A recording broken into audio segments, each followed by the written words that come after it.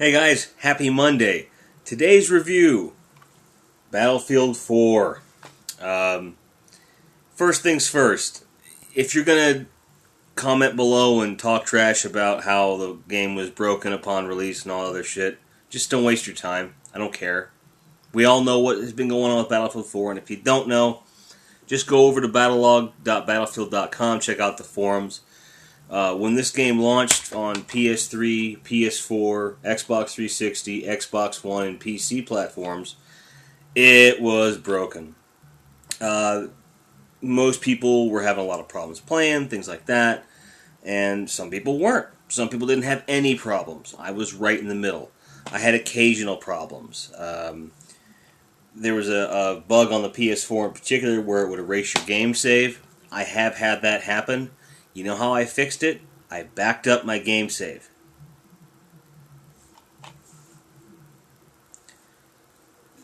The reason I say that, and I know it sounds like a bit dickish, is because, there are games that come out all the time that are broken, there's issues with bugs or whatever, and on one platform that's bad enough. There's 5 fucking platforms I have to mitigate here.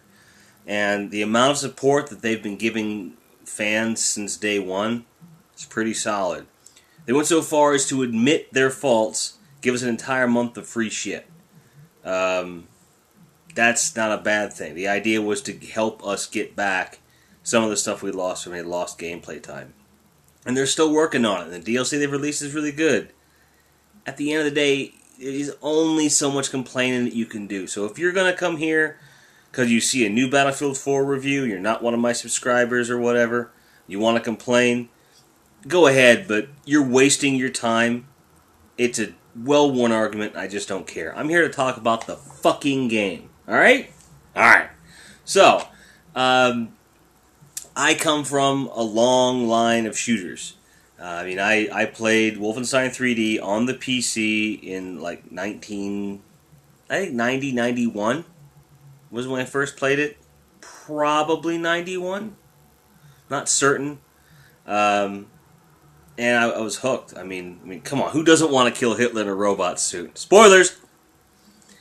Played that one. Doom, obviously. Later moved on to, obviously GoldenEye. Games like that. Halo when it came out. The original Rebellion Aliens vs. Predator for the PC, as well as the sequel, which, someone please put those two games together into one port, give it to us on the PS4, because it can do it now, those games are so good. And balanced properly, but I'm getting off topic. Anyway, obviously I had Xbox for a long time, as well as the PlayStations, but I didn't get a PS3 until June of last year. That was the one generation where I kind of skipped both sides of things, and now I'm kind of doing the reverse now. By the time that had come around, I'd played my share of Halo 3. I played my share of Halo Reach. I played my share of the Anniversary Edition, which is really, really good. It's the one Halo game that I would find myself going back to. I played Halo 4 once. Awful.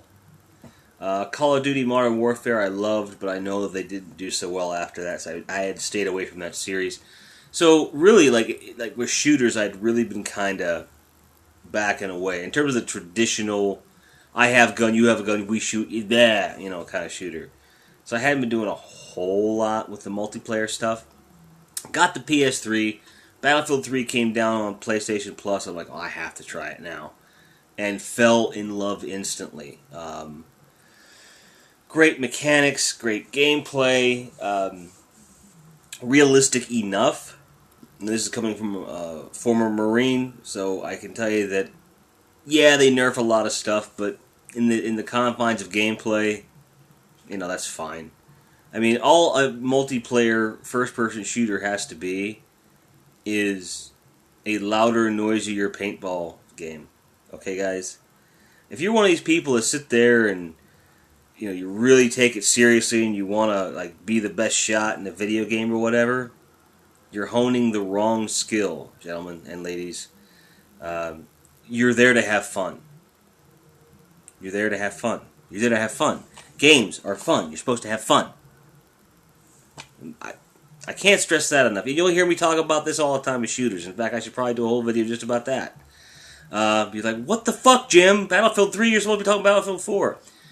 I played that game so much and had so much fun playing it with my friends that, when they announced Battlefield 4, PS4, it's like, well, that's the first game I'm getting. There was no question. Watch Dogs obviously was something I was really excited for launch. Obviously, it didn't happen, but it was going to be this and Watch Dogs. And that was it. I knew that was all I was going to need. And frankly, had Watch Dogs been launched when it did, that would have been true. Same with Drive Club. That would have been my trifecta. Shooter, adventure game, fucking driving. I'd have been good.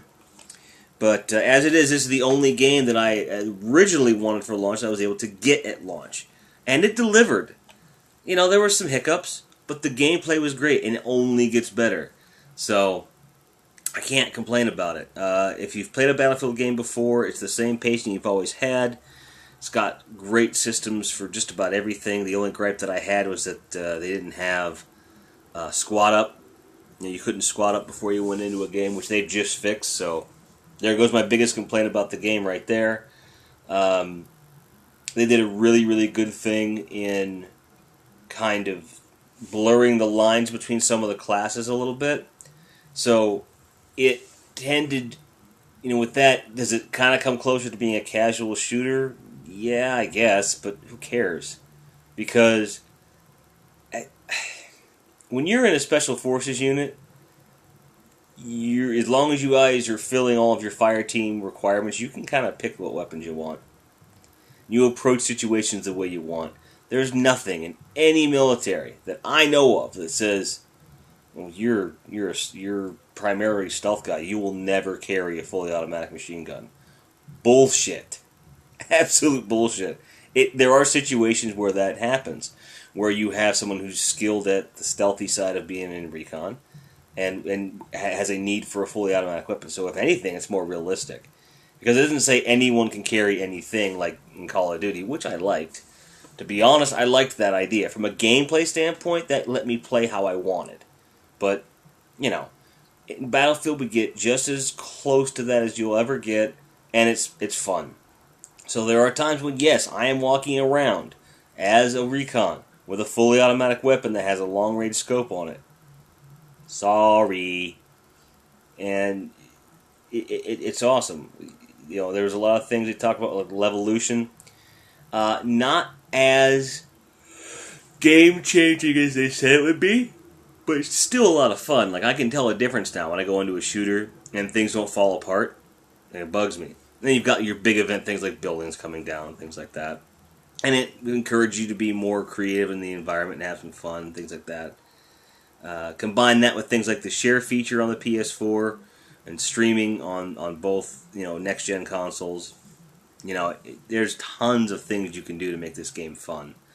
I do have the China Rising expansion pack. I haven't gotten Second Assault yet because I haven't gotten Premium yet. I promised myself I would not pay for DLC unless I got Premium, which I'm definitely going to do. I'm just not doing it, yet. Money is very, very tight right now. As you've probably heard me ramble here and there, we're moving into a house that was going to be this week. It's going to be hopefully next week. And if that's the case, awesome. I'll have a different wall behind me. And that'll be fun. And I will probably have a little bit more time to play games and so forth. I'm taking some time off. And I believe I'm just going to start a new job, probably. Something that looks good. Cross your fingers for me. But the point being that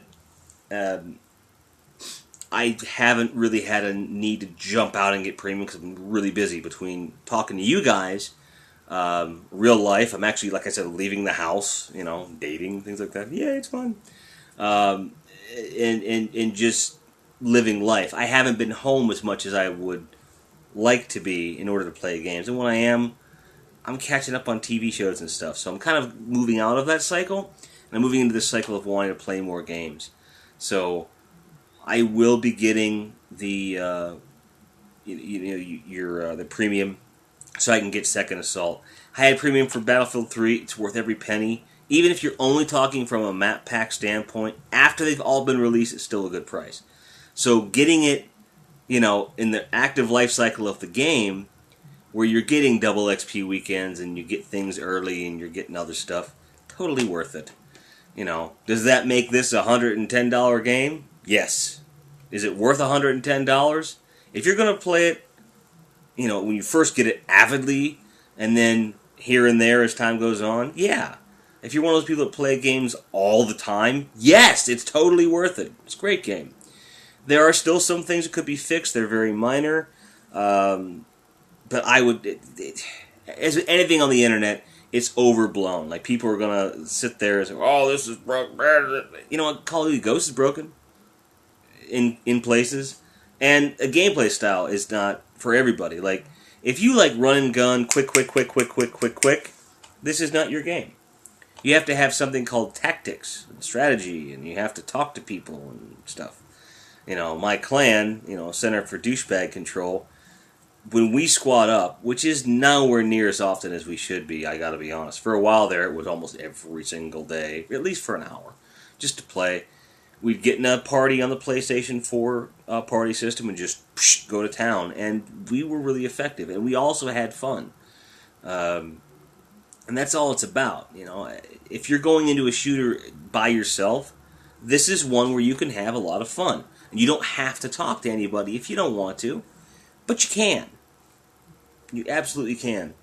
So it's just one of these things where I'm not going into great amounts of detail because, let's face it, guys, if you're on my channel, there's a really good chance you already know a little bit about Battlefield. You already know about shooters in general.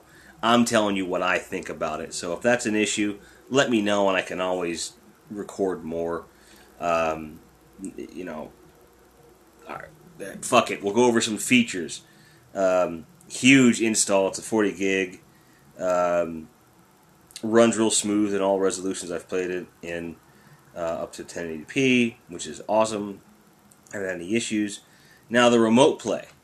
Okay, I have played with my Vita, and it does have a dedicated Vita control scheme, which is one of the few games to really do that, where it automatically detects that you're doing remote play, and it kind of switches things up on you, and it works really well. It's awkward. I'm not going to lie to you. It's a little awkward, just because the Vita doesn't have that second trigger. But most games make use. I'm sorry. Most games make use of the touchpad to make things work, and I've been getting more and more used to that, because I do leave the house, but I do take my Vita with me, and I play the games on the go. Jesus Christ. I was on the phone with my ISP over the weekend for 2 hours to fix a problem that I had with my the router that they supplied me with, and just so I could get incoming connections to my network so I could stream media, because I have a media server, and also gameplay for remote play.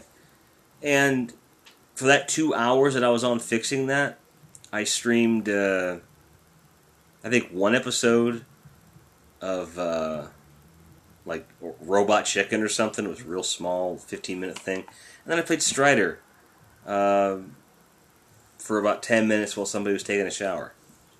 It wasn't, it didn't correlate so much. But that's the links that I go to. And I'm rambling about things that have nothing to do with Battlefield. So, short version of Battlefield, it's an excellent shooter. It takes everything Battlefield 3 was good at and delivers on it. You guys probably want to know what I think about the campaign. It's more than playable. I had a lot of fun playing it. I didn't go into it expecting anything major. The story is laughable, but the acting is actually pretty good, if a bit cheesy, but I like that. I kind of thought of it as, if you go into the campaign thinking of it as an 80s, action movie with cheesy, over-the-top characters, you're going to have a blast playing this thing. The only problem I have with the campaign, and this is kind of dumb, is that in the campaign, you have the ability to dual-wield assault rifles and sniper rifles and things. So you can carry, like, 3 weapons, a la, like, Destiny and stuff like that. But then you go into the multiplayer and you've only got the 2. You got 1 and 1. I didn't like that. I honestly think that in today's day and age, you should be able to opt out of the pistol thing. You should be allowed to carry like a machine gun and a shotgun and things like that. But you know, that's just something. But in the campaign, it works so well. It makes me wonder if in the next one, which they are already having rumblings about, as far as like R&D for it, I'm hoping that they'll do something like that. Give us the option, and maybe have a separate server set for those that want to do that. I don't know. And same goes for like Star Wars Battlefront, which Dice is also doing. It's a curiosity thing of what they're going to do. And I'll go on record right now, guys. If you take what Battlefield 4 is, albeit with netcode that works, if you take what Battlefield 4 is, and you just skin it to be Star Wars and throw in some nifty sound effects and Darth Vader appearances and shit, I'm there. So, there you go. Battlefield 4, what do I think? 7 out of 10 at launch, 8 out of 10 today, and 9 out of 10. No, I take that back. 7 out of 10 at launch, 8 out of 10 today. If they fix everything without nerfing in the next, I'll give them a month. I'll give them 10 out of 10. Because the game itself is excellent. Customer service is like, ugh. Like, it's good, but I wish it was there.